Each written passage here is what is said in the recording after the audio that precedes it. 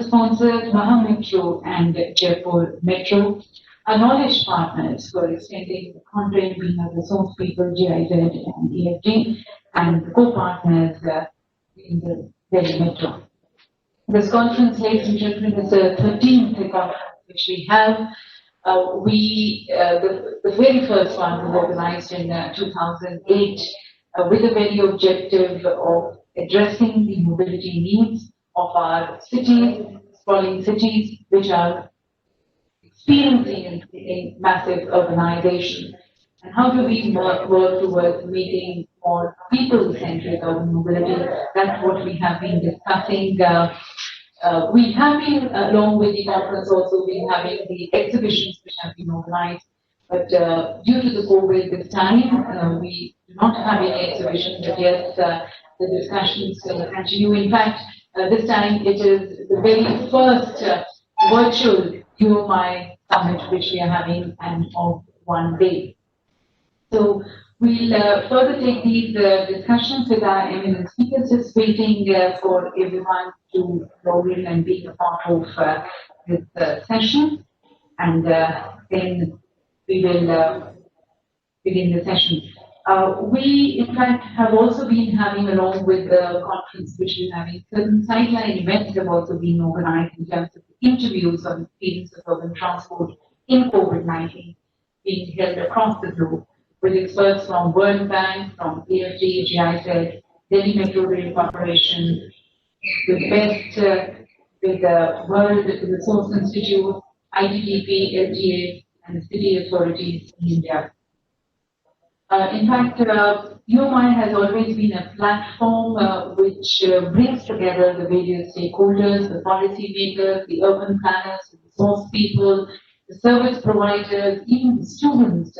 And together we discuss on the challenges and the issues and look forward to more constructive solutions. It has been a platform where some of the best practices, global best practices, have been shared, and it becomes an opportunity. This platform actually extends an opportunity to the city officials to learn, to imbibe these global best practices in their respective cities and make urban mobility in their respective cities, in their states, more efficient, more safe, more reliable, more inclusive, and more seamless.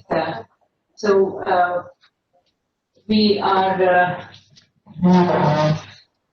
just waiting for speakers of the other sessions also, as we close with the breakaway sessions in the other virtual rooms, and then we start the session.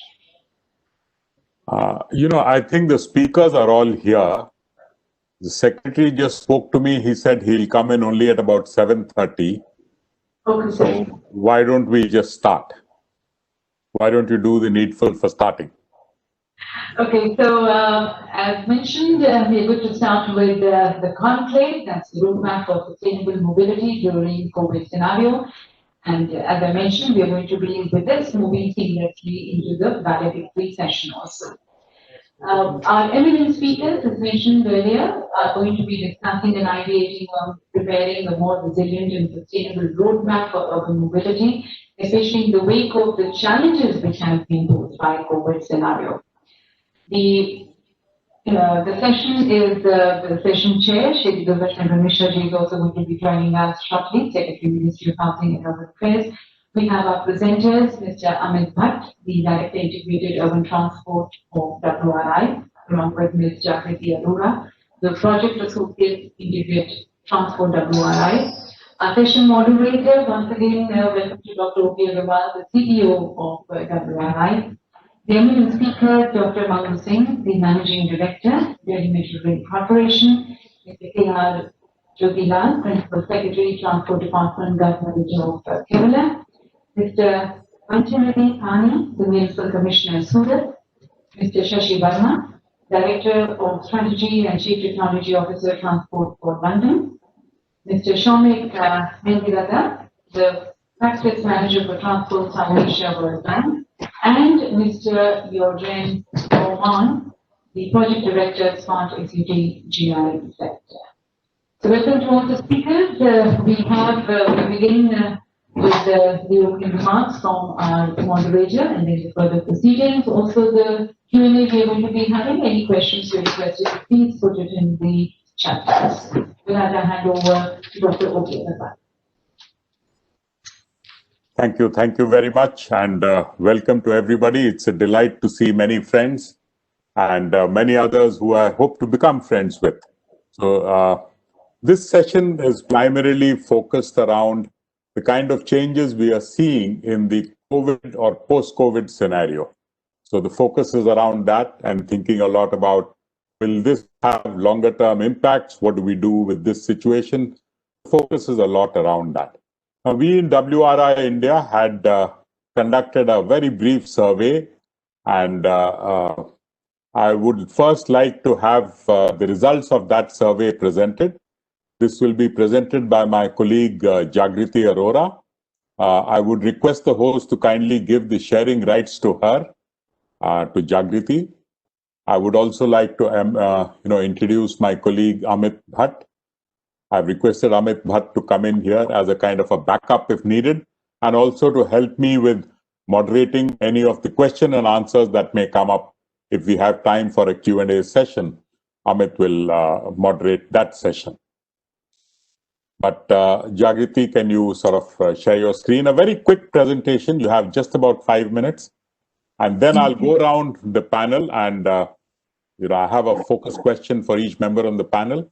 And depending on time, we'll have some question and answers at the end of it before Mr. D.S. Mishra takes over. So Jagriti, over to you.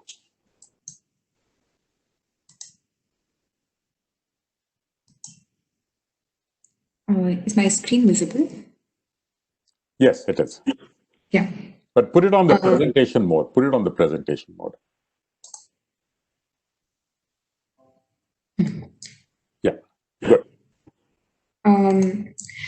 So, good evening, everyone. I was going to start this presentation by sharing a thing or two about agoraphobia, but they normally don't go anywhere. And neither did we since March 2020. The impact of coronavirus on mobility has been apparent right from the start. Through this survey, we have tried to understand how deep and wide this impact is and what exactly is the nature.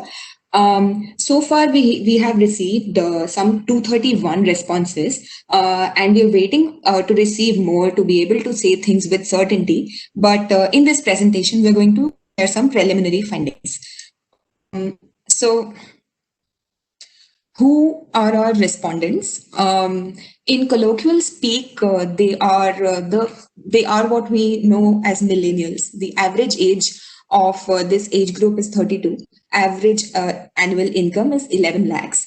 45% of our respondents are females. 53% of them are males. 65% of them are salaried employees, and 54% of them before COVID used to go to work daily. We straight away started by asking them if COVID would impact their mobility choices. And 82.5% of them said yes, it will, while 17.5% said no. Looking at their existing preferred mode of transport, we found that of these 82.5%, 43% used public transport and 12% either walked or took a bicycle. And of those who said no, around 59% used private vehicles anywhere. So we asked mobility preferences pre and post COVID, and here are the results. We see that there's a sizable increase in preference for car. There's a considerable increase in preference for two-wheelers, and there's a steep decrease in preference for public transport. And a lot of these preferences can easily be corroborated by some recent developments that we've seen. So we've seen that Maruti Suzuki has reported a 10 to 15% increase in demand for entry-level vehicle, while there is low demand for vehicles in premium segment. So essentially, we see a shift towards new buyers, probably. The two-wheeler industry has been on recovery mode since July, But the recovery has accelerated in past few weeks, and so much so that Hero MotoCorp has recorded its highest ever sales in October 2020. On the other hand, Metro in Delhi, ever since its resumption in September, Metro ridership has dropped from more than 55 lakhs to around 10 lakhs. And similarly, bus ridership has also dropped from around 32 lakhs to 13 lakhs. 32 lakhs in March 2020 to 13 lakhs in August 2020. We see that there is a shift in vehicular preference, but we also see that there is a shift in whether to go or not to go. So a lot of offices have been working from home.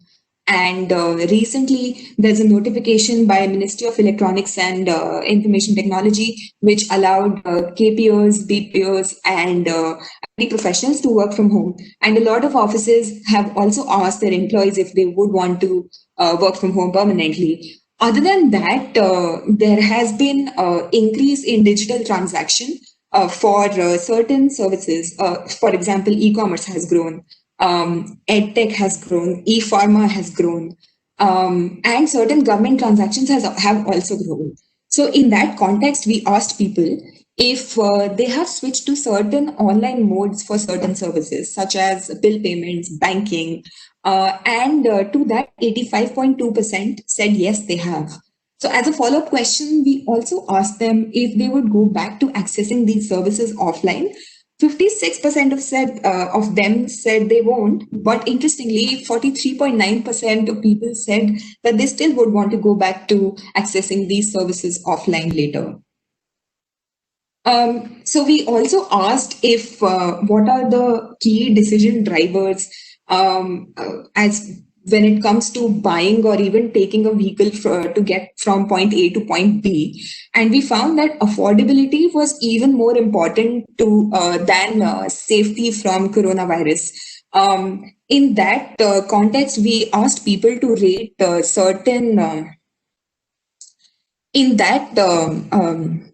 in that context, we asked people to rate certain categories of vehicle based on their perception of affordability and safety.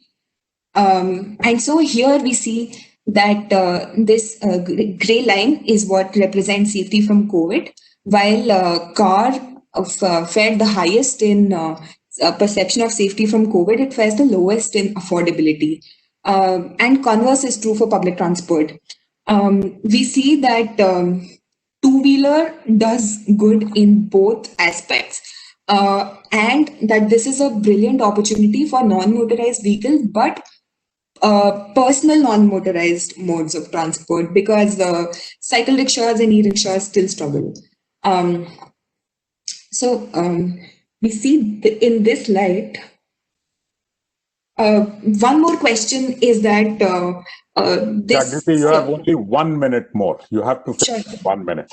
Yeah.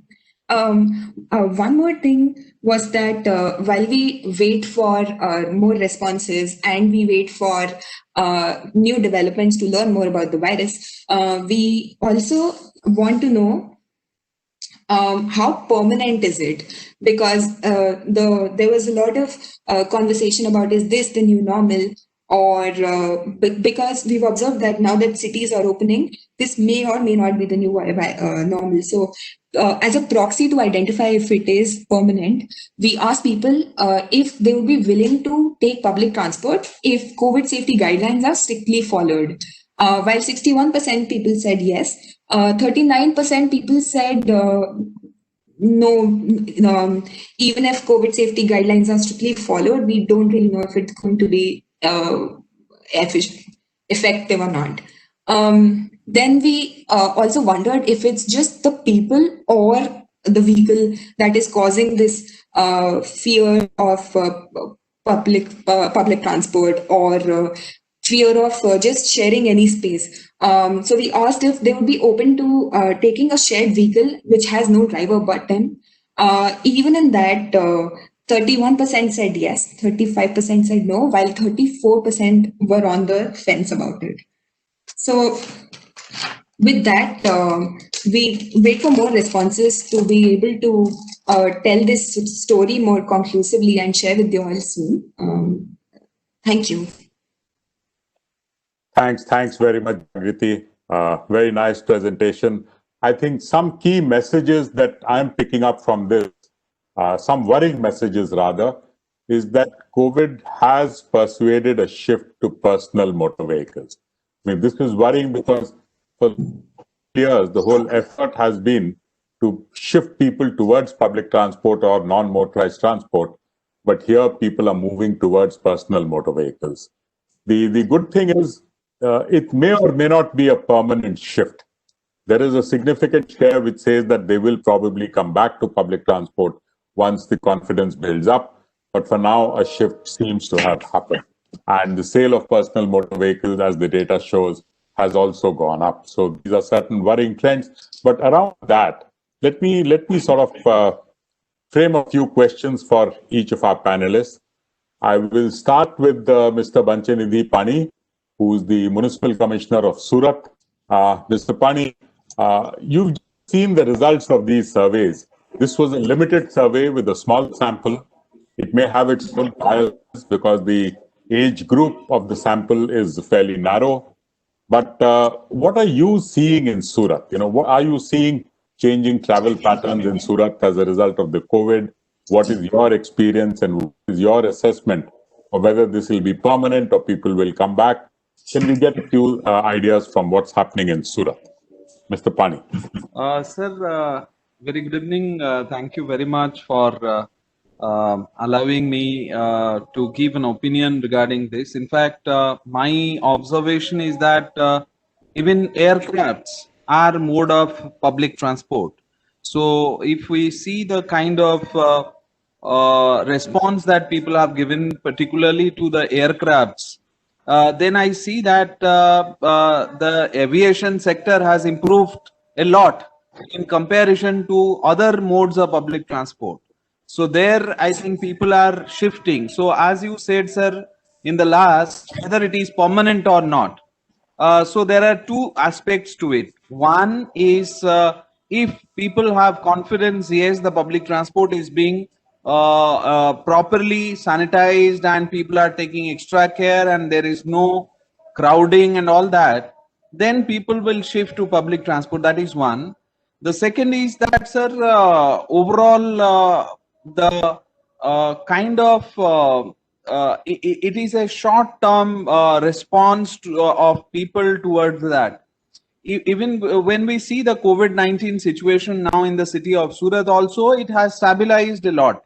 So in our country, till the point the schools and colleges are not opened, till that point of time, it's not a major concern and people should go for public transport without any concern. And whatever the COVID appropriate behaviors in the public transport is concerned, that we have done in Surat, and people are slowly coming up in the public transportation sector.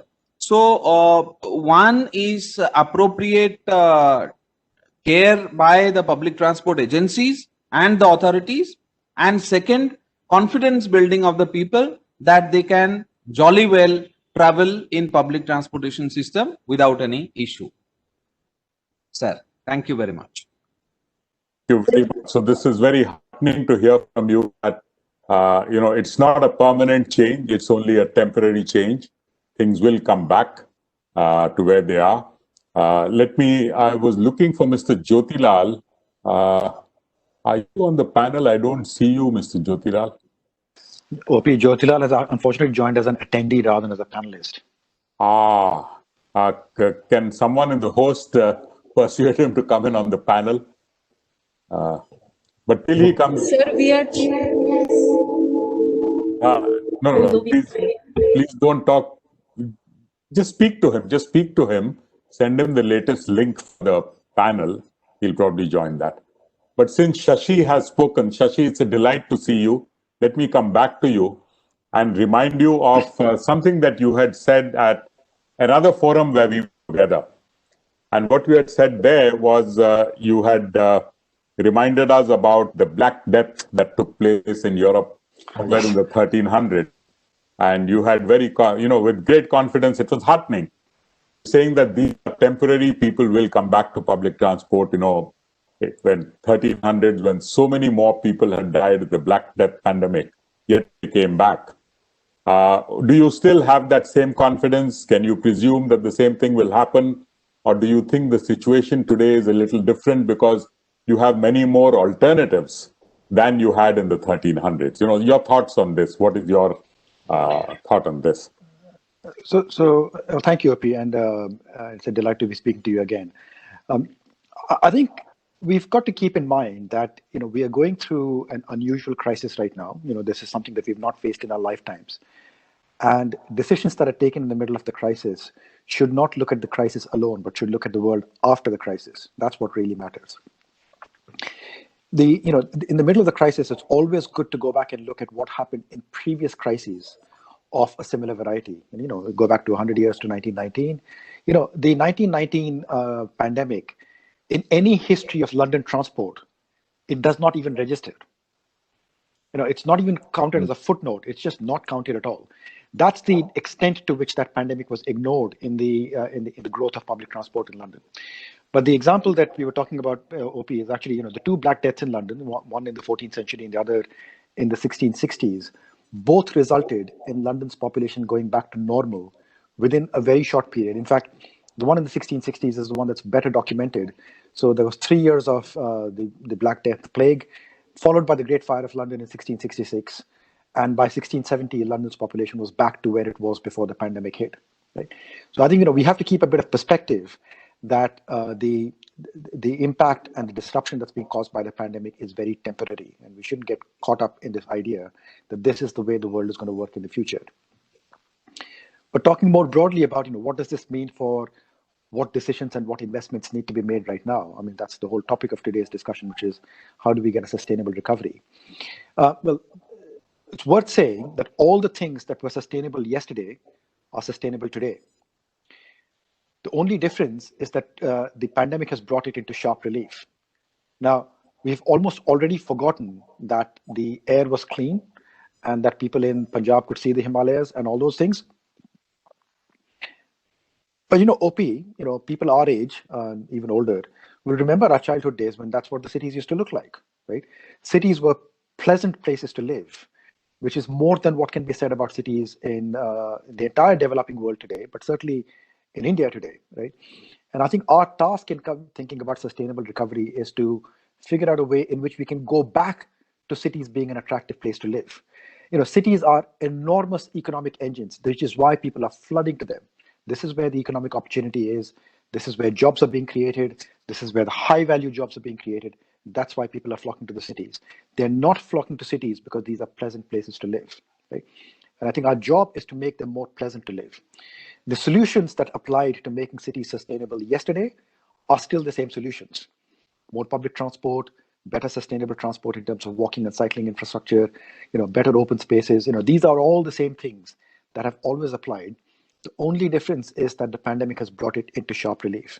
And I have to say, this is the opportunity, if ever there was, to grab the public transport and the sustainable transport model by the horns and implement something on it. Now, I might sound like a broken record, but this is a new audience, so let me repeat the sort of broken record here. In India, we have followed a model of development with private transport for a very long time.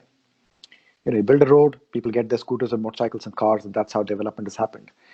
And when that became unsustainable, with cities starting to get congested in the 1980s and 1990s, our response was to flip from a very low-cost model of infrastructure to the highest cost model of infrastructure with metros. Now, I have to say, I have nothing against metros. In fact, India needs many more metros than there are today. Right? I absolutely agree with that. So please don't take anything that I say as being anti-metro, because I'm not anti-metro at all. Right? But there's a big gap between private transport and metros that has not been filled because it requires a very different kind of innovation. Metros is about investment, roads is about investment. What is missing in the middle is buses. And that's about creating service models that are really sort of conducive to the kind of growth in bus transport that is needed in India. So I think if you ask me, what is the route to sustainable recovery out of the pandemic? I think the answer is very clear. There has to be a very deliberate focus on improving the bus service in India. And if there's one thing that we do, only one thing that we do, that is the thing that we should be focusing on. Thank you. Very, very powerful, very nicely said. It's heartening to hear that we won't look at a complete shift to private transport. And I think what you say, this as an opportunity to improve public transport, a focus on buses, I would say a focus on comprehensive transport development, not just metro, is really the answer. Perhaps non-motorized modes, which I know some other speakers may probably speak about. But this is great. This is great. Thanks a lot for this, Shashi. Let me now turn to Mr. Bowman. Shashi spoke about what he's seen in London and other parts of Europe. You're also in Germany. Could you tell us what your views on this are? I mean, the essential point is we've seen a shift during COVID towards personal motor vehicles or towards modes that are not really what we want. Will they come back? How will they come back? What can governments do to make sure that things come back to what they were before the COVID? Mr. Bowman, your experience. Well, thank you very much. I think we definitely have to take into account the results also from another study that has been done to my team from Smart SUT. We have asked worldwide leaders about their expectation of what the COVID pandemic will result in, looking at urban development questions. And one of the answers is, of course, that many working places will shift to home office. So there will be a reduction from change in the way we are working to the mobility sector. This is definitely one result that we will see not only in Germany, but also in India and other places all around the world. The bigger cities will go back to the situation that people are not moving long distances to get to their office, but they will stay very often in home office and work from home. I would assume, as India is known for very well developed IT system, lots of knowledge lots of capacitated people are in India working in the IT sector. So the digitization will take place even quicker and will reduce the number of people using transport measures. So this will be one of the results of the pandemic situation. The second point is people will try to keep distance in using public transport. So what are the consequences from that? We need to offer more and more frequent opportunities to ride with the bus or with the metro. And we need to have a political discussion if everything has to start right at the same time. What we have done in Bhubaneswar is that we try to identify where are the hotspots at what point of time, and then city governments can start to talk to the hotspot businesses, to their own administration, to the schools. So do we need everyone at the same time using mobility measures? Or is it possible to have a bigger flexibility? One can start at 7 in the morning, the next one starts at 8. Will help to reduce the pressure on the transport systems by having longer times where people use the offers that we can provide with them. Definitely, we need to have more services based on digitization that people can see, is the bus already booked or is it not booked? Is the train fully booked or do I have a space to go from A to B? And this is something where we will see definitely changes in the near future. these technical solutions are already available. Maybe not completely perfect, but in general they are already available. And this is something where we need to put more investment in to have these services for the user. People want to go from A to B, and we need to offer them an integrated solution system that helps to say, yes, we can do that. And then they are avoiding to use the car. On the other side, my experience about human beings is offering incentive is one thing, but you also need to empower the rules. So the incentive to use public transport combined with a private vehicle has also to go into the situation that parking space within the city center is so expensive that you are choosing the more economically viable public transport system. And then you have to empower this and have to say, yes, if you are not using the provided parking spaces, we will tow away your car. You don't put your car on the bike lane. We have seen during this conference nice examples what's possible to do and what you can do and how you can improve all these infrastructure situations. And this is what we need to do, in different kind of areas. And of course, we also have to talk about that. This should be my final remark. Communication strategies is something which we need to have in place.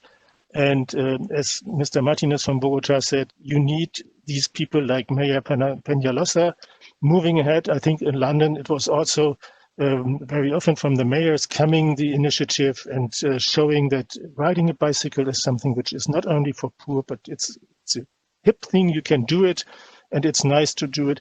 You need these people who are pushing projects forward politically, and we need to convince our citizens via communication strategies that we need to do this now. Thank you. Thank you very much. Thank you very much, Mr. Bowman. I think you are also in many ways echoing the same thing that Shashi said. This is the opportunity that we should grab to focus our attention on public transport and get it to a quality which people will really come back to.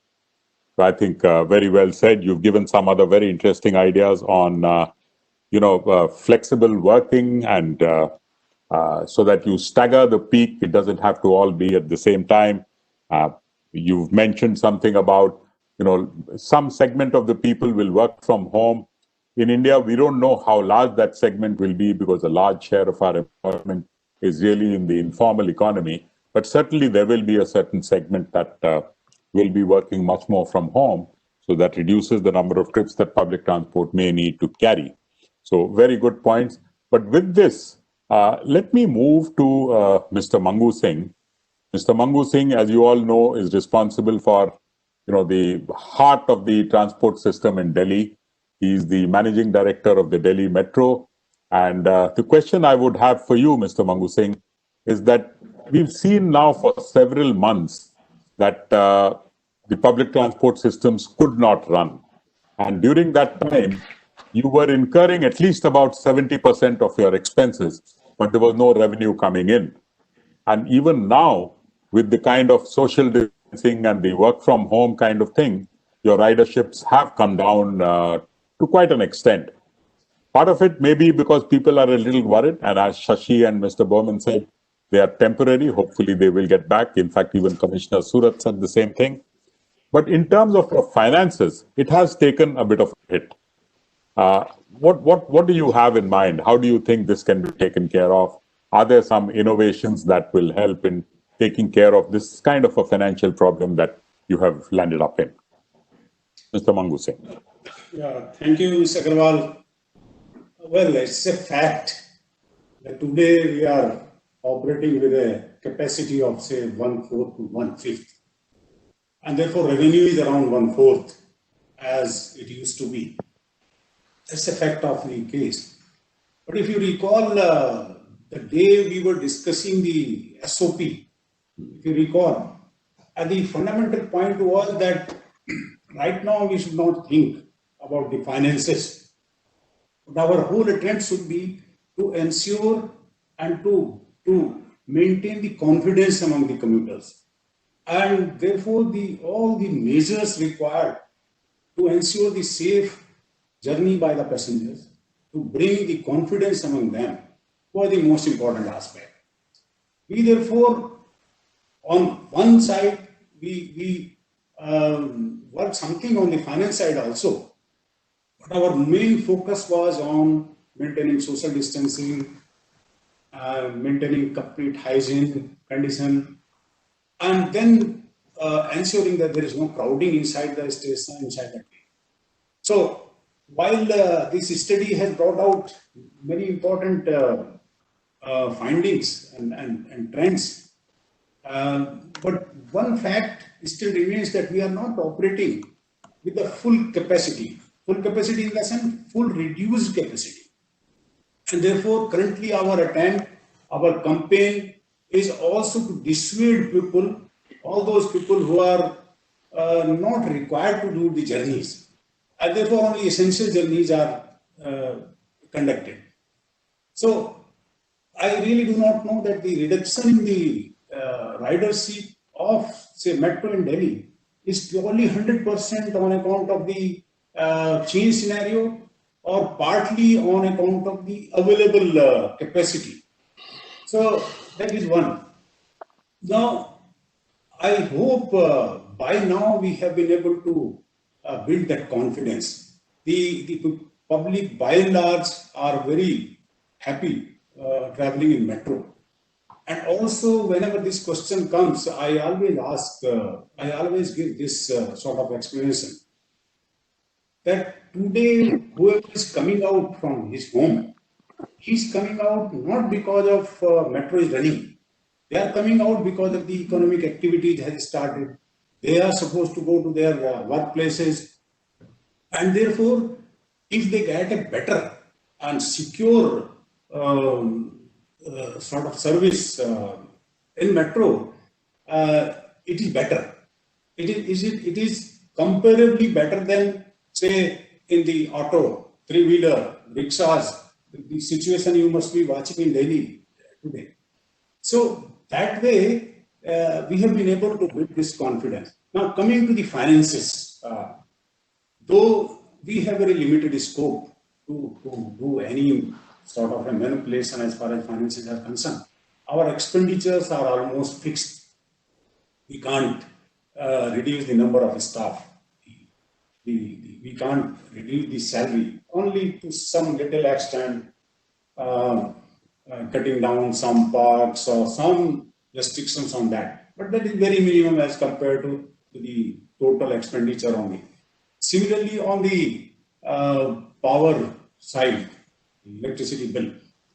But we have taken some decisions like reducing the outsourced manpower in the station, taking some help from the government of Delhi in the form of volunteers, the civil defense volunteers, to help us inside the station for maintaining the social distancing. We received around 1,000 volunteers from them. That is one. Then deferring some of the maintenance, which is not safety critical, but we can defer for a year or so. We have done some such exercise. Similarly, on the electricity also, since we are not opening all the entries of the station, as you know, in order to ensure the complete control on the entry to the stations, we have not opened all the gates of the station. So, since number of gates are reduced, therefore we are able to save something on electricity, something on the manpower, but certainly cannot make up for the loss on account of the reduced revenues. So this is it, and till now we are very happy and we are satisfied the way we have maintained from 7th September to today. And by and large, public is also very happy. Thank you. Thank you very much, Mango Singh ji. Very heartening to you. I think the finances are a very major problem. And as you very rightly say, there is very limited possibility for you to make a change, even though revenues have come down. You have made, wherever possible, some marginal savings, but obviously that's a very small part of your total expenses. Everyone in Delhi is proud of the metro, and let's hope the metro is able to get past this. I'm sure it will. Now, I still don't see Mr. Jyotilal.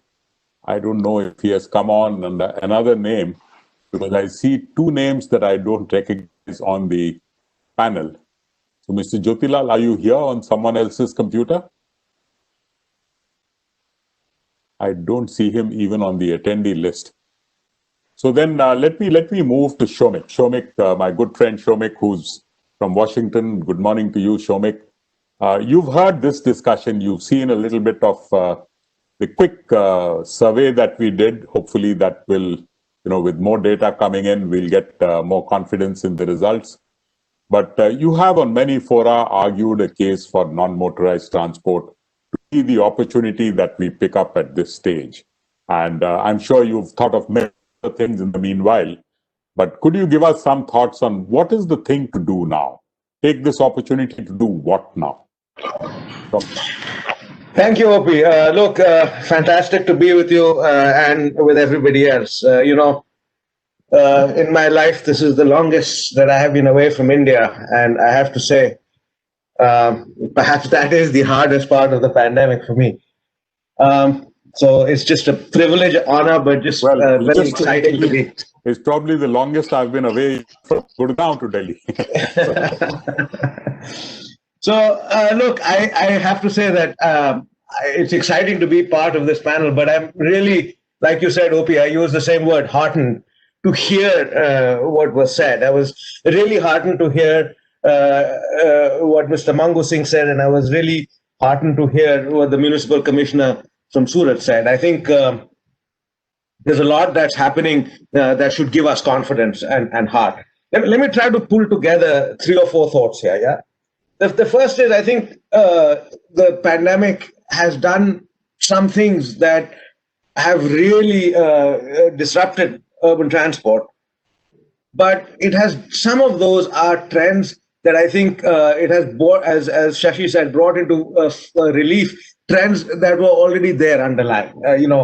And I'll mention kind of the 4 big trends. One is as people get more income, they have this tendency to switch to private vehicles. I mean, that unfortunately is something we've all been grappling with. The second is e-commerce, and just this explosion of e-commerce, which has been going. The third is the disconnect between physical office and work. That has been, I mean, this has brought it into sharp relief. I haven't gone out of my house now for 8 months, but already I used to spend Fridays, from home, working from home. At that time, it was a pleasure. Now, of course, I would almost do anything to go back to the office. And the fourth is digital. If you see the solutions that even this meeting are all built on building blocks of digitization that were created for everything else. And I think that's very important for public transport going forward. These are the 4 trends that I think we have to keep in mind. I would say cities will survive. I think I'm very bullish on cities. I think the moment this situation is over, the advantages of face-to-face, the advantages of proximity, what economists call agglomeration economies, will come roaring back. It's all okay. We can all do these meetings remotely when all of us are doing remotely. But if your competitor is doing face-to-face, you will want to do face-to-face. When you're selling, when you're buying, I'm confident cities will come back. And I think if cities come back, then the fundamental things that make public transport so important will come back.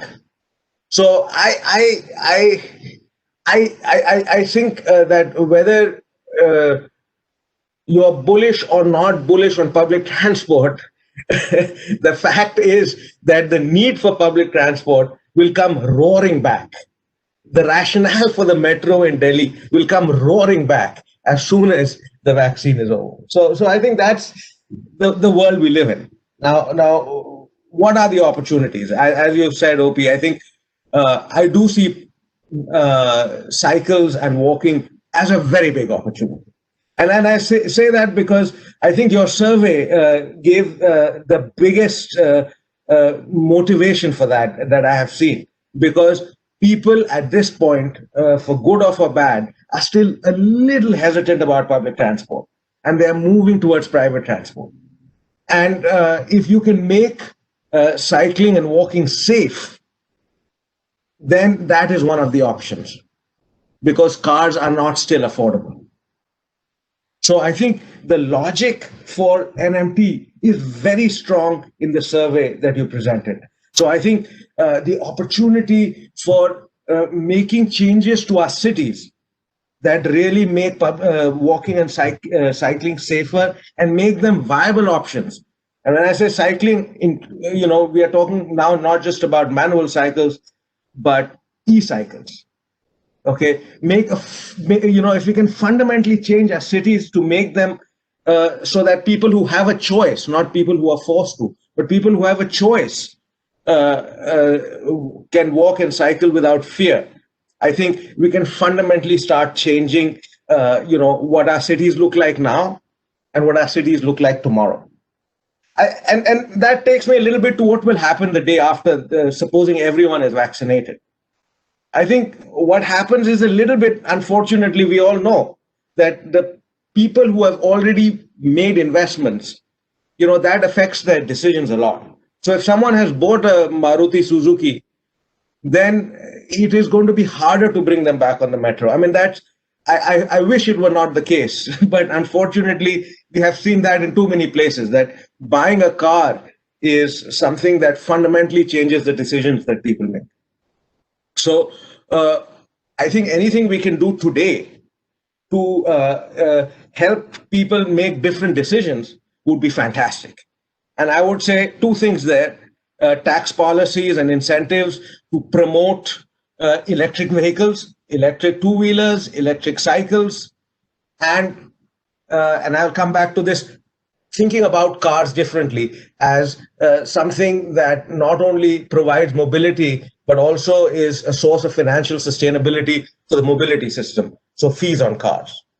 So I think changing that is going to be something we should do right now, besides improving safety for for non-motorized transport and walking. And I think the day after COVID is over, what else will matter is what is the quality of supply for bus transport. I think Shashi made a fantastic pitch for bus transport. And I think a financial model, a business model for bus transport that comes at whatever we look at the scenario afterwards is important, but so will be speeds. If a lot of people have bought Maruti 800s and the streets are even more congested, then buses have a hard road to hoe. So I will just say that if I was to look at Washington, the city I live in, and see what has been the biggest change after COVID, and this is true of many big American cities, it is that because of fears of COVID, the restaurants have come down to the street. So, we used to talk about parking, we used to talk about adjusting street space, but now cities have had to do that just to accommodate restaurants.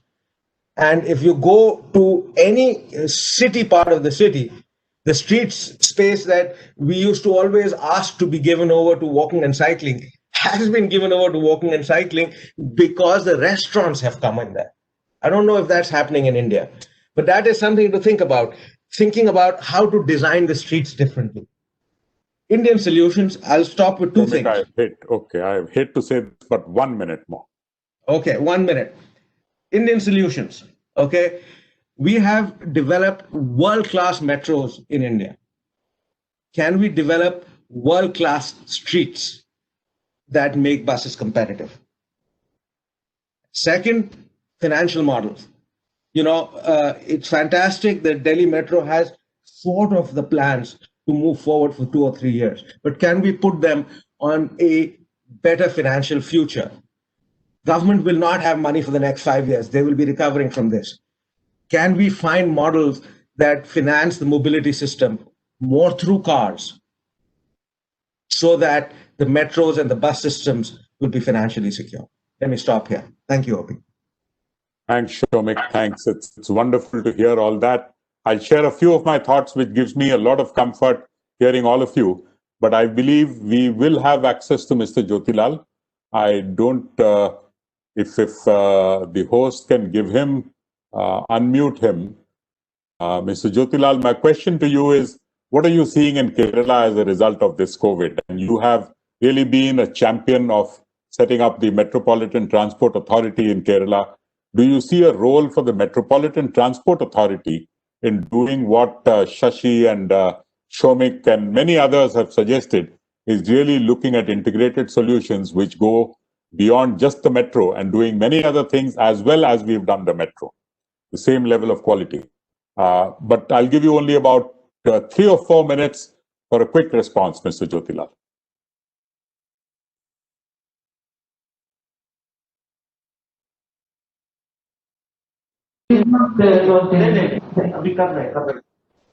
Okay, he's just joining. Is he joining? Yeah, he's just joining in. He's still not in. Okay, we'll give him 3-4 minutes and then I'll pass on to Mr. Mishra. We have the awards function after that. That's why I want.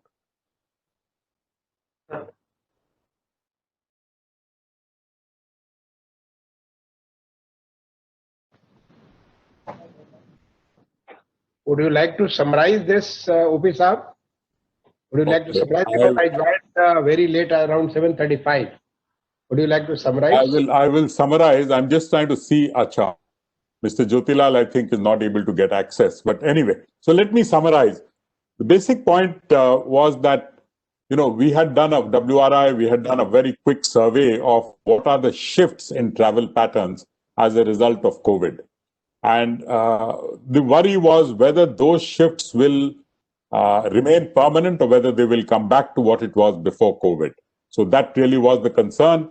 One of the main things that were found in this survey was a lot of people have shifted away from public transport towards personalized modes of travel. And that was worrying because for so many years, we've been working towards moving people out from personal motor vehicles. And the idea was if this reverses, is that that's something to worry.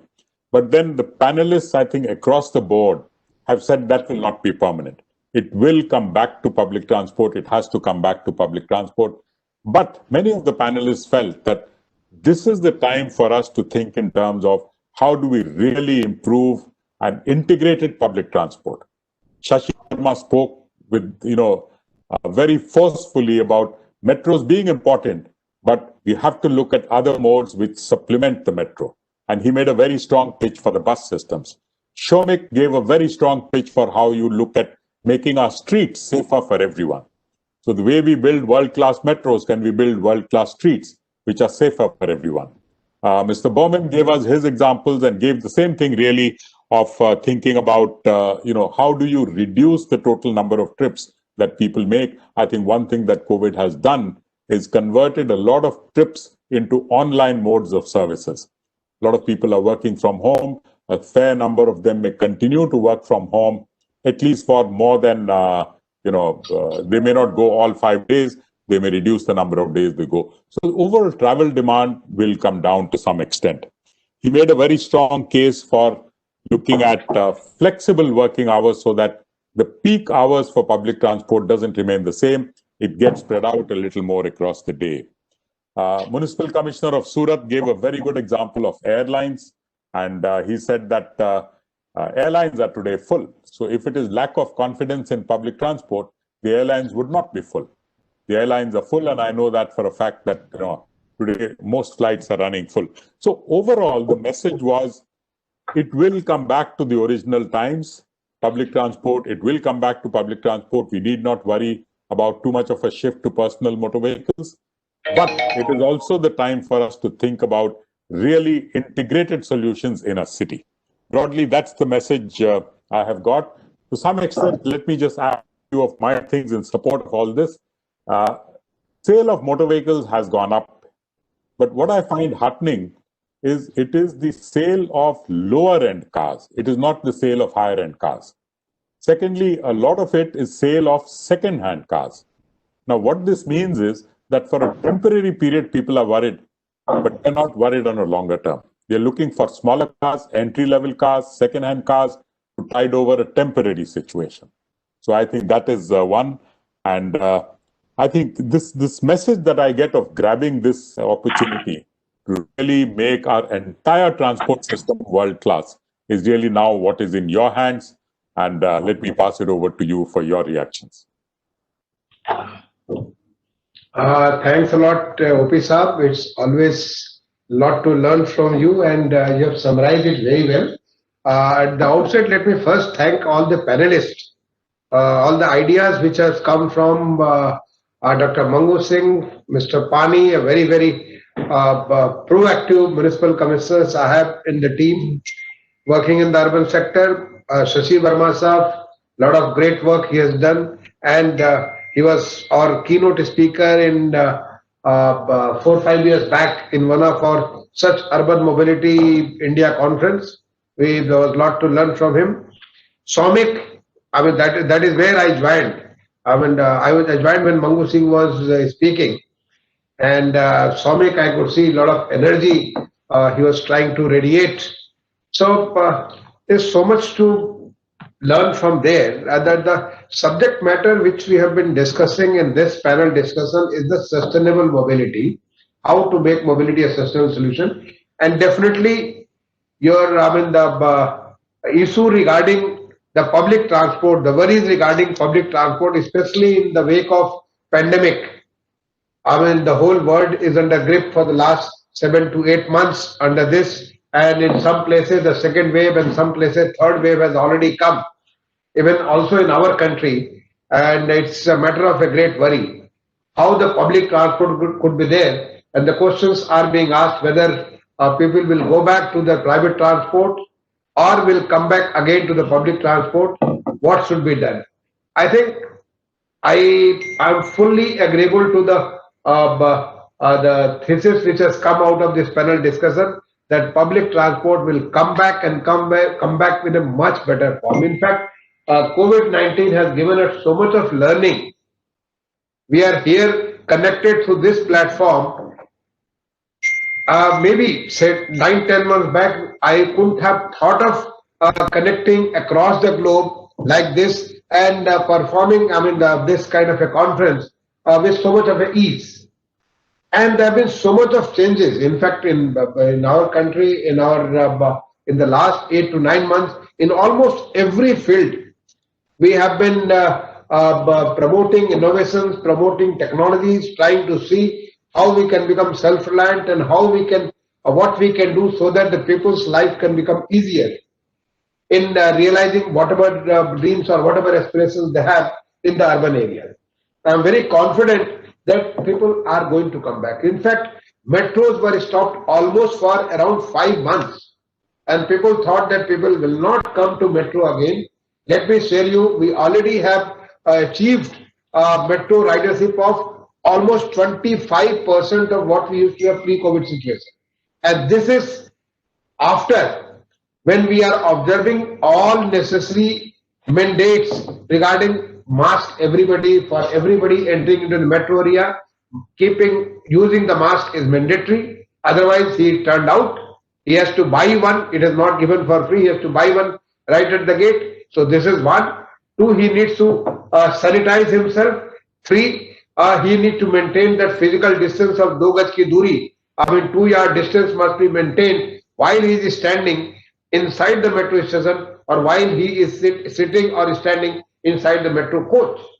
So with all these restrictions, our ridership has come up to 25%. If you give some relaxation, I'm sure it is going to come back again to some 80 to 85 lakhs, which we have achieved. And I'm sure by 2022, when we are going to have our 75th year of Indian independence, we are going to add to that more mileage on the metro front, and the total ridership is going to cross 10 million. That's my guess. So it's absolutely anybody's guess. This is going to come. I have absolutely no doubt about that. We need to think of how to make sure that the people's convenience is improved. People get a better experience while they are mobile in the cities. And for that, I take the clue from Professor Gale. Professor Gale today when he spoke about people first policy. He spoke about people-centered policy. He spoke about how to make sure the cities are made to address the issue of the people. In fact, he showed some of the pictures from the Copenhagen, from Australian city, from New York, from various other places, and they are reminders of how these cities were only few decades back, maybe 5 decades back, 6 decades back, 4 decades back, and you know the industrial revolution which took hundreds of years for Europe, it took only few decades for our country because we are riding on the experience of others. So similarly, I can foresee the transformation of what Professor Gale has said, and he has motivated.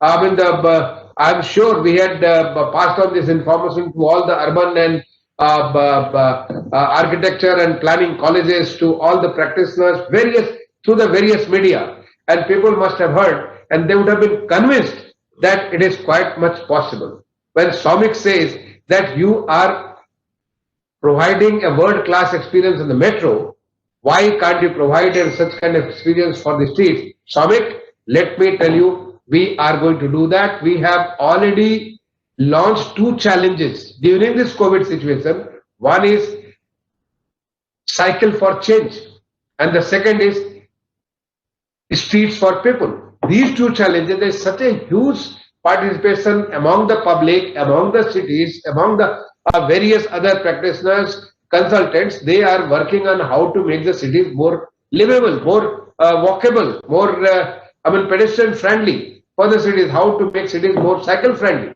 In fact, the smart city movement started in June 2015. More than 5 lakh trips are made on cycles every day. The number of cycles which are there, the bicycle paths which have come up in the smart cities, tremendous growth in this cities. Now in the city of Delhi, we have got, you see Saturday, Sunday morning, a lot of people are on the streets, on the cycle, especially the youth.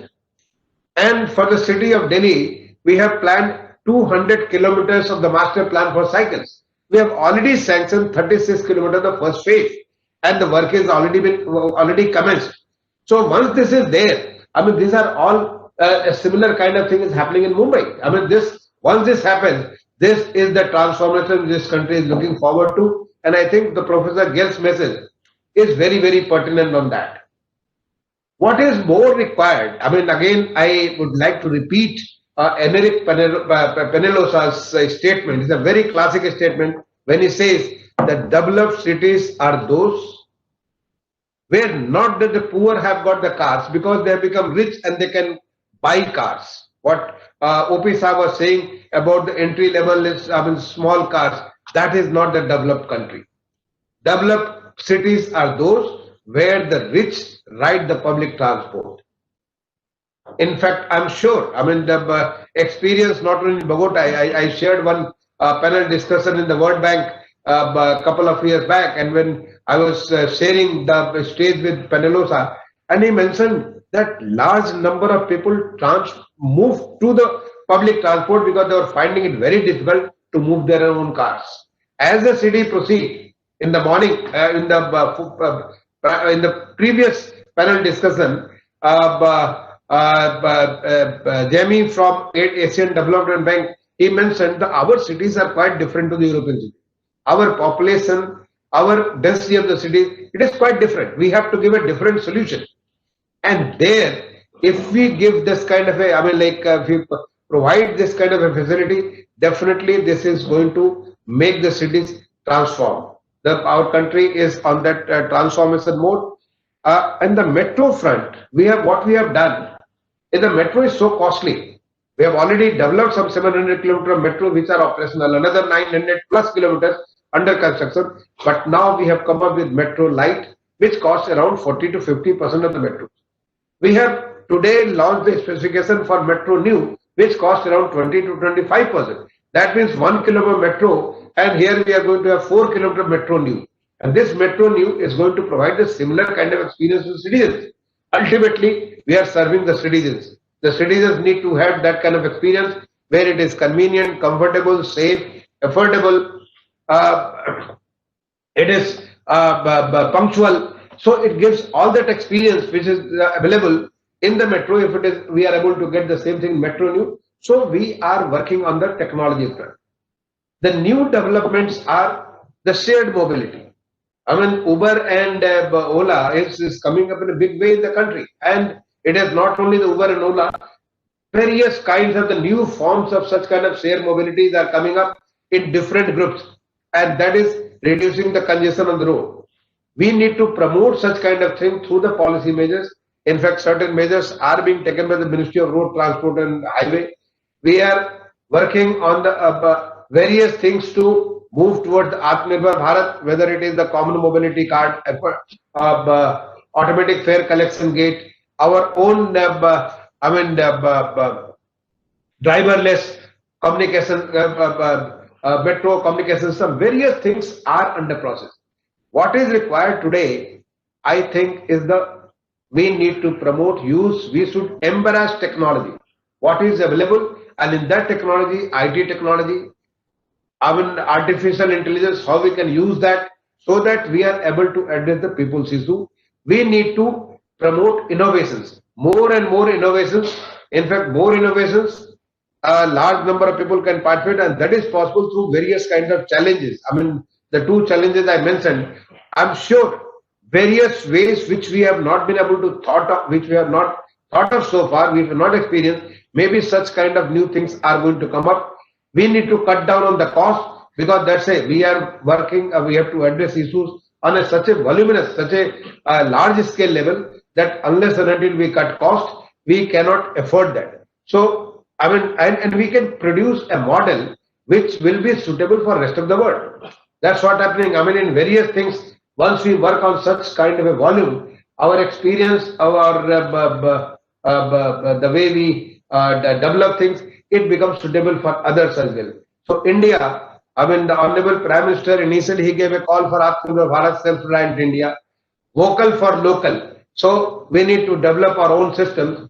Now in the next, his address to the nation from the ramparts of the Red Fort, this year on 15th August 2020, he said, we go from local to global. So we not only become vocal for the local, we produce our own things, but also we start from local to global, where we manufacture and we address the issues of our neighboring countries, maybe in the region, maybe even outside there. As we are able to satiate our own requirements, we go beyond our country. I think this Urban Mobility Conference, with all that thing which, though I missed initially, but all that thing which is mentioned by OP Saab, they're all very relevant. And I'm sure all those who are hearing this conference through this digital media, they will all be convinced and they will work towards making their cities better to live for their own citizens. So I stop it here and thank you all for this wonderful deliberation towards during this final plenary session during this Urban Mobility India Conference. Thank you, sir. So thank you once again, respected Secretary Sir, for your very inspiring and progressive thoughts and perspectives. So probably just a temporary bump which we're seeing, and we're going to be back to normal. And thanking all our eminent panelists also for their relevant ideas, views, and the mobility trends which they foresee as road to recovery for urban mobility, so as to restore the economic and social health of our city. So time, ladies and gentlemen, now to connect the dots and absorb the key takeaways of the conference and delve on the proper way forward. But before that, we roll out the red carpet with some of our city organizations for their most impressive and outstanding impactful innovations in urban transport during COVID-19 pandemic, as we present the awards for innovation in urban transport. I request respected Secretary Sir, Shri Durgashan Commissioner ji, to please do the honors. Before I start that, I would like to make an announcement that earlier we used to give 9 awards. This year we are giving only 1 award, and that is for innovations during the pandemic. Any city or any organization who have done some kind of innovation, so their good work, innovative work, which can be which may aspire others to do such kind of work, so that is being awarded. But for the next year, 2021 UMI, I'm going to set up a committee which will, based on the deliberations for the day today, they would like to come out with new suggestions in the next 15 days, that what kind of awards should be there for the next year 2021, which may motivate our cities to come up with such solutions which will address the issues of the present day's context, because most of the awards are, they were instituted in 2008 and they have become incontextual now. Thank you. So let's start. So we begin with the award for innovation in our transport during COVID-19, beginning with the award of excellence, and ladies and gentlemen, the award we conferred on Capital Region Urban Transport CRUT Bhubaneswar. We have Shri Arun Bothra, the Managing Director, Ms. Deepthi Mahapatra, General Manager. They are digitally accepting the award.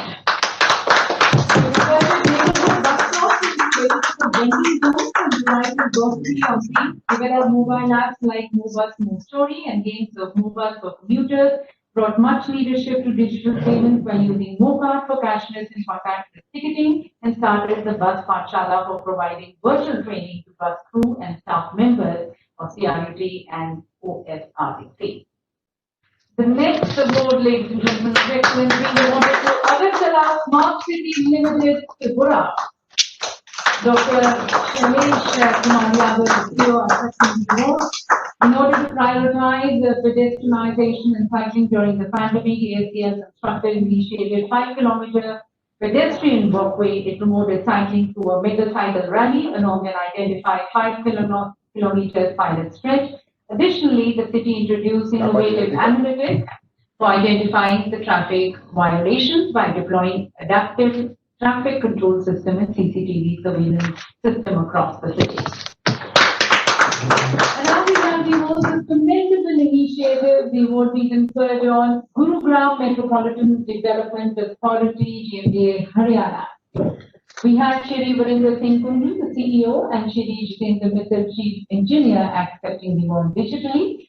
The city constructed a dedicated 10 kilometers two-way cycle track on both the sides of the road, with minimum civil work and upgradation of the underutilized lanes for sensitizing the user. Cyclothons were conducted using open street concept. And the next award for commendable initiative conferred on the Department of Transport, Government of Bihar. We have Shri Sanjay Kumar Agarwal, the Secretary, Government of Bihar, accepting it digitally. Many congratulations. They deployed more than 7,000 plus buses on PPP mode to facilitate unprecedented movement of migrants in excess of 25 lakh during COVID-19. An emergency response team was set up within the 24 hours of lockdown, facilitating real-time monitoring through transport management system. And the next award is the initiative being conferred on Rajkot Municipal Corporation, Gujarat. And we have Shri Udit Agarwal, Commissioner, Shri Chetan Nandani, the Deputy Commissioner, Shri Jayesh Upadhyay, General Manager, accepting the award. Rajkot Municipal Corporation implemented a smooth transition to technology-driven ITMS system, allowing the organization to enable electronic ticketing machines through automated fare collection system.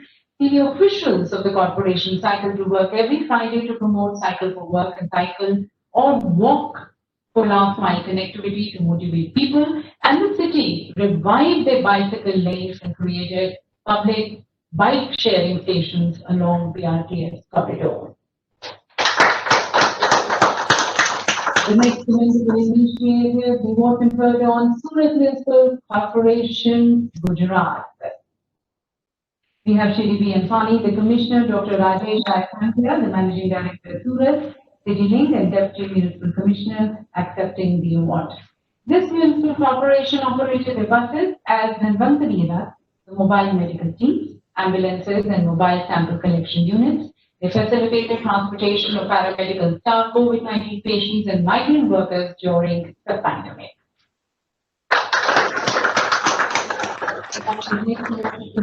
Initiative being awarded to Ernakulam Zilla Auto Rickshaw Drivers Cooperative Society, Kochi. We have Shri Alkesh Kumar Sharma, the Additional Chief Secretary, Government of Kerala, and Managing Director, Kochi Metro Rail Limited, along with Shri K.R. Jyoti Lal, the Principal Secretary, Government of Kerala, and also Shri N.V. Siramanda Bhadran, the President, EJADCF, for receiving the award. They installed physical separation, which is random and contact QR code. Many congratulations to all the awardees, and with that, I would like to once again request the Secretary, next notification. For his valedictory address and also to launch the UMI 2021. Yes, can we put it on the screen?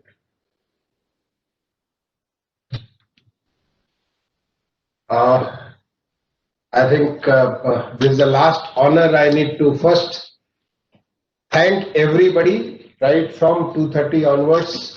There have been a lot of discussion on various topics which are so much important for the country's development.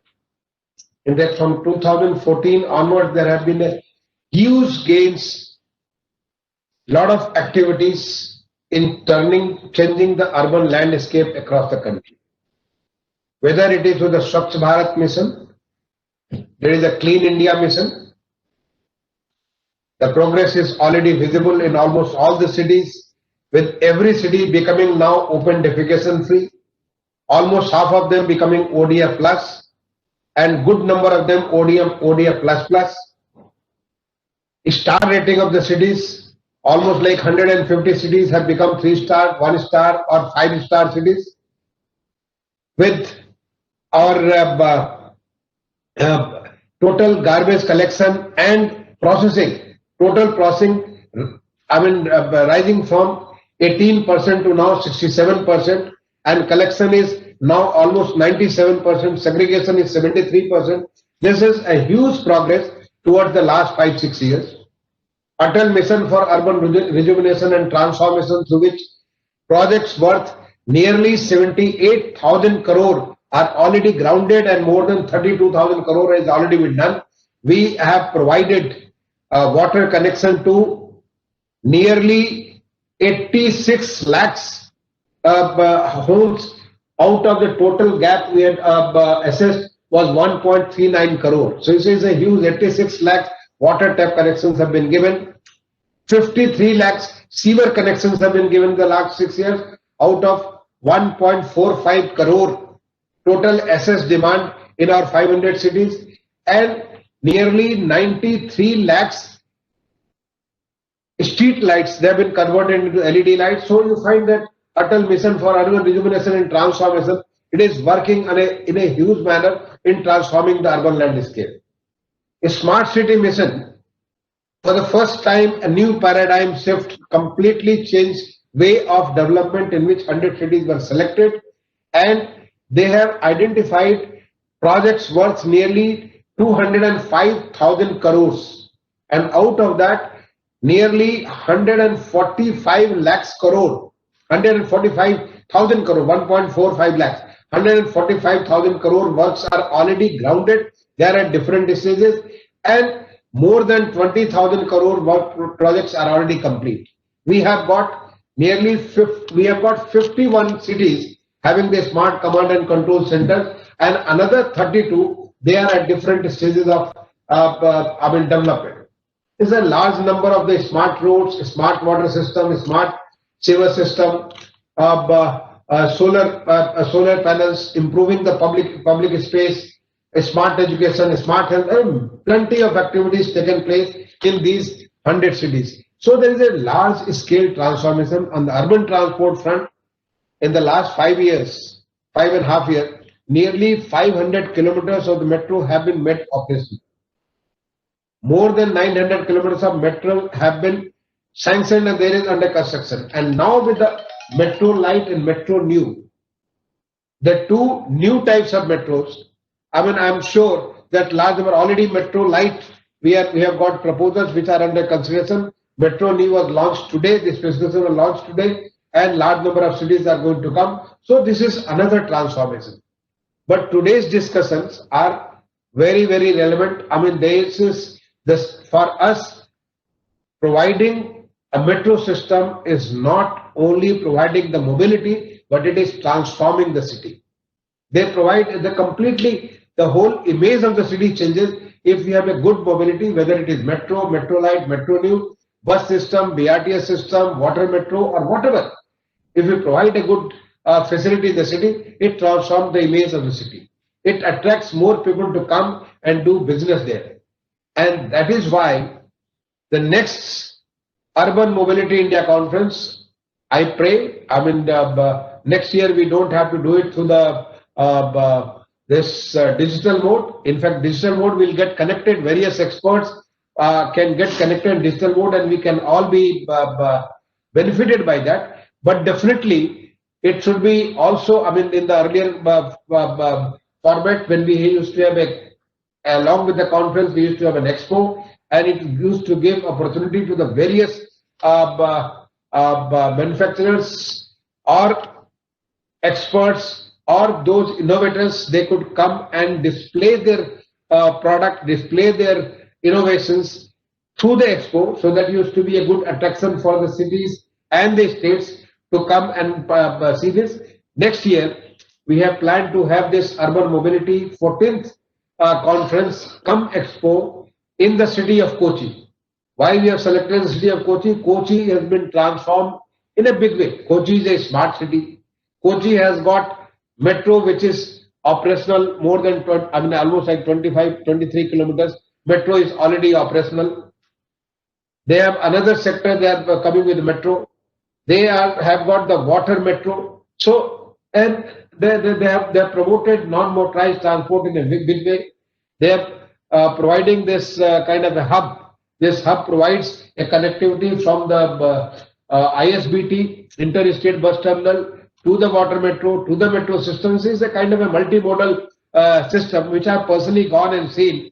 It's a good example from where a lot of things can be learned. And recently, Kochi has also notified its Kochi, UMTA, Urban Metropolitan Transport Authority, which will kind of bind all kind of the metro boards, modal systems, whether it is geographically, economically, ticketing wise, various timetable wise, in such a manner that people can have a seamless experience of moving from one system to another system. And this is planned for 29th October to 31st October 2021. I am sure, all the experts who have participated here, those who have come from the states, who have all joined from the on this conference to the digital platform, they will all enjoy visiting this beautiful city of Kochi and learning a lot what is happening in our country. We will also have a lot to showcase. And the new system of awarding the cities, I'm asking our joint secretary to get this quickly examined and see what kind of awards are going to become inspirational. They will inspire cities, they will motivate cities to do better for their citizens. In today's conference, Professor Gill's half an hour keynote address was very illuminating, very useful for our cities. I'm sure the cities would have got, those who have seen, they would have got convinced, and we are going to share it on our platform, on our ministry platform, on our through various other modes we can share with the cities, that the cities which are looking so good, so much good for the citizens, they were also like our cities, they also face congestions.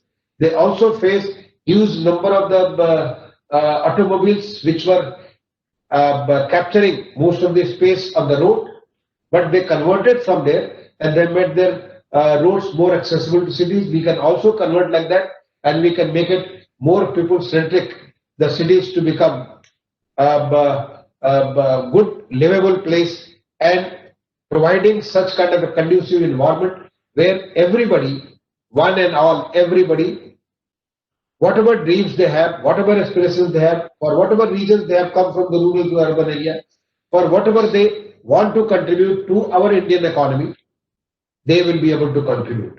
They will be able to do, they can live a life where they don't have to face the kind of challenges they have to face, especially, I mean, in the urban transport provides that kind of challenge. You have to spend a lot of time on the road.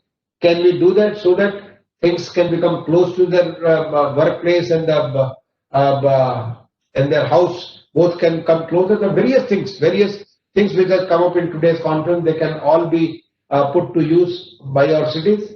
And ultimately, we have to move towards Atmanirbhar Bharat, that is a self-reliant India. What is that we can produce? What is that we can manufacture in our country? What is that we can make sure that we don't have to import? We take care of our own requirement, and also the surplus can be exported.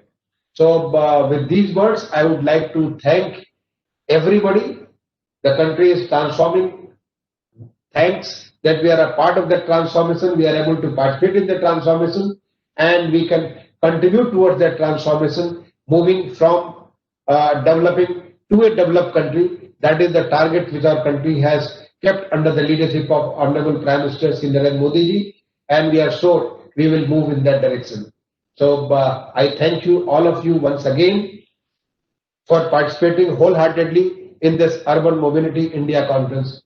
Thanks to my team who have been working very hard. We have been working very hard for the last few days in making this possible. The team from this ministry, from the Urban Mobility, the IUT, Institute of Urban Transport, and various other people, including the moderator in this, OP Saab, have been always a great support in all that we plan. So thank you all for making this possible. Thank you, and wish you all a very, very happy Diwali, the Festival of Lights, which is going to come only this weekend. I mean, the coming Saturday is the Festival of Light, which is celebrated in across the country.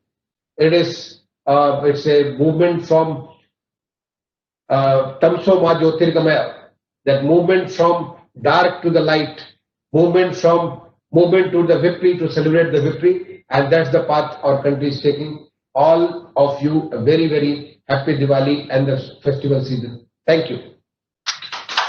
Thank you, Secretary Sir, for your very inspiring and motivating for all way forward message. Ladies and gentlemen, you blocked your dates 29th to 31st October 2021 in Kochi. Be there and see for yourself the transformation changes which the city has been able to make towards urban mobility. And before the close, would Jyoti Lal like to speak? Because now we have given to the government of Kerala. So can he give the welcome for the 14th if he is there? Or Alkesh is there? Can he speak? Can request Mr. Alkesh, as we are going to be in your city, the delegates in Kochi in 2021 to see for themselves the transformation, seamless mode of connectivity which you have been able to send. If you can hear your views, sir. Alkesh or Jyoti, any of them? Yes, sir, I'm here. Yes. On a Jyoti? Alkesh, would you like to, because the next year you are going to welcome the country in your city, so would you like to speak? Would you like to invite people for this conference? Yes. Yes, sir. Good evening, sir, and thank you for an excellent UMI which we have organized today.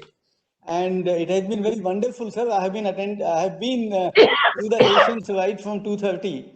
And of course, next year, sir, with your blessing, we will be organizing it in Cochin. So I would like to welcome each of the delegates, each of the panelists, and all the dignitaries. Cochin, in God's own country, it's one of the beautiful places. We will not only offer you multiple solutions in integrated transport systems, but we will also able to showcase the best of in tourism, heritage, culture, cooking. I think Cochin will be a happening place, and we welcome you all next year, 29th to 31st October in Cochin, which is the business capital of Kerala. Welcome, sir. Thank you.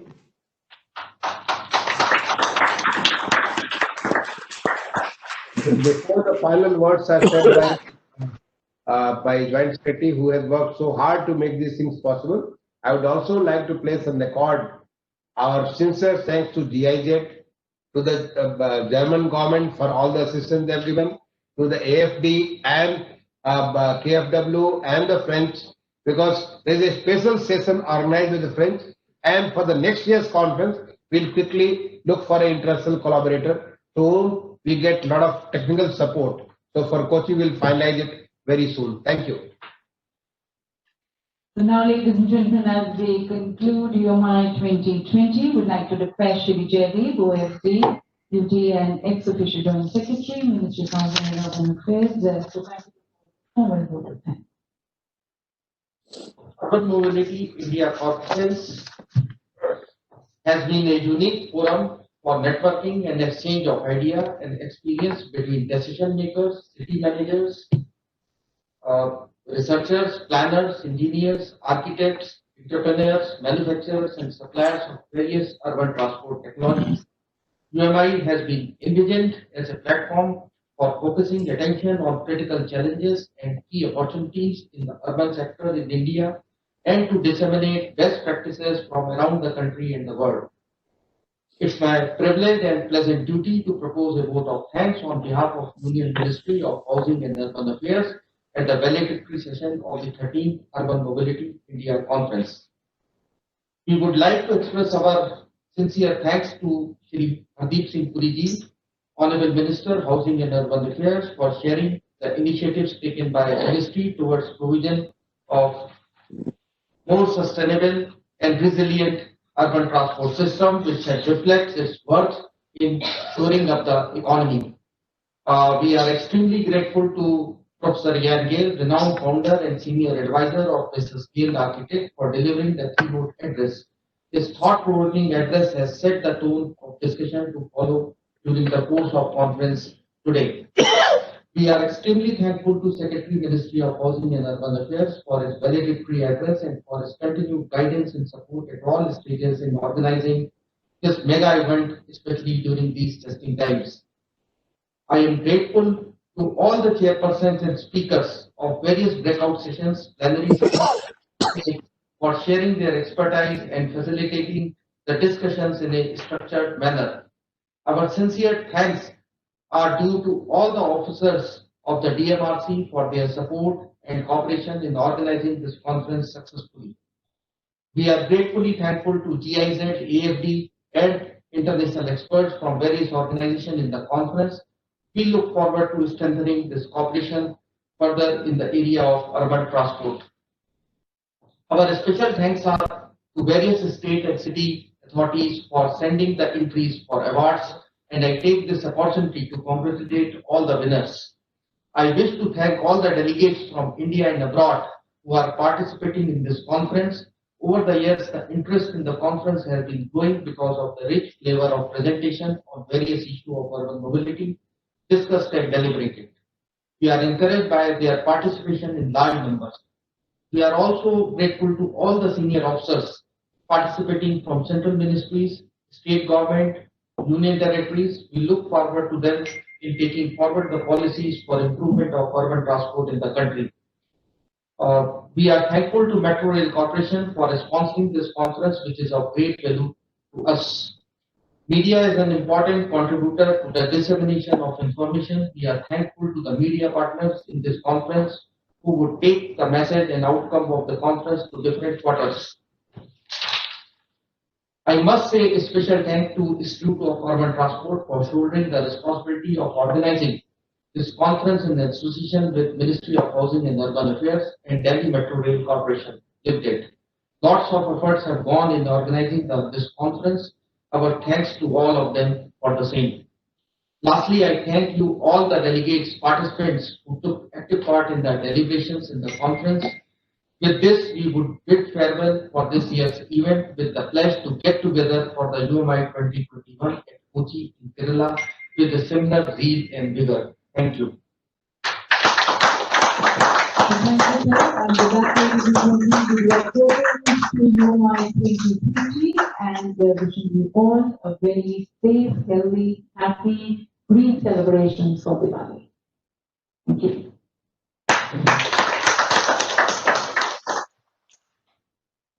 Thank you.